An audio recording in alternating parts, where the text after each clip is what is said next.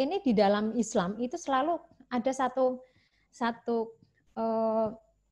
anggapan ya, kalau saya mengatakan sih anggapan gitu. Seringkali saya mendapatkan pertanyaan dari mahasiswa atau kalau sedang berdiskusi, pertanyaan adalah begini, bagaimana kalau misalnya sekarang nih ada proses kristenisasi dengan beras, kristenisasi dengan bahan pokok gitu. Ini seperti apa? Ini umum ya, artinya sebuah asumsi gitu. Yang saya pikir itu hanya terjadi di dalam masyarakat Muslim di Indonesia bagian barat, terutama di Jawa. Suatu masa saya mengikuti diskusi antar agama di Duta Wacana. Ini mungkin tahun berapa ya, sebelum reformasi, karena pada waktu itu Timur Timur masih menjadi bagian Indonesia. Ada beberapa teman dari Timur Timur mengangkat tangan ya dan menyampaikan kepada saya, mohon Ibu Ruhaini disampaikan kepada kawan-kawan Muslim, jangan melakukan Islamisasi di Timur Timur dengan menggunakan bahan pokok. Nah, saya pikir, wah, ada juga ya gitu ya. Jadi ada juga gitu perasaan itu di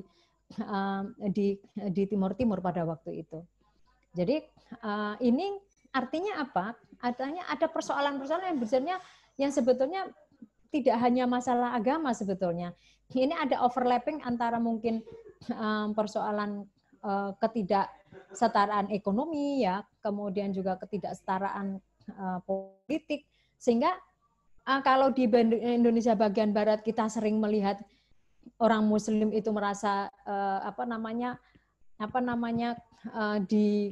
dikepung gitu ya oleh kristenisasi, tetapi teman-teman di Timur Timur itu mereka merasa dikepung oleh dua kekuatan, satu kekuatan militer ya, kemudian ada kekuatan Jakarta itu adalah Islam gitu kira-kira ya.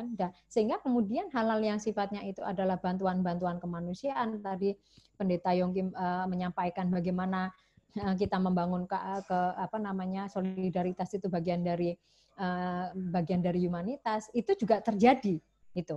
Jadi ruang publik kita ini juga tidak dalam arti kosong dan kemudian juga tidak selamanya menjadi sesuatu yang indah gitu, karena kontestasinya juga sebetulnya saling overlap satu dengan yang lain. Nah, pada sisi yang di sini maka kita harus memilah gitu ya. Kita pilih sebetulnya kita ini sedang di dalam satu posisi yang seperti apa gitu. Nah, oleh sebab itu persoalan-persoalan mendominasi dan terdominasi ini mestinya makin lama harusnya makin kita hilangkan gitu ya. Ketika kita menyadari bahwa nation state itu adalah sifatnya adalah menjadi tadi yang disampaikan oleh Bapak Pendeta Yongki, bahwa saya ini bagian dari siapa gitu. Bukan siapa bagian dari saya. Ini kan satu ekspresi yang sifatnya dari eksklusivitas menjadi inklusivitas ya, ke arah itu. Saya kira itu satu hal yang menjadi PR.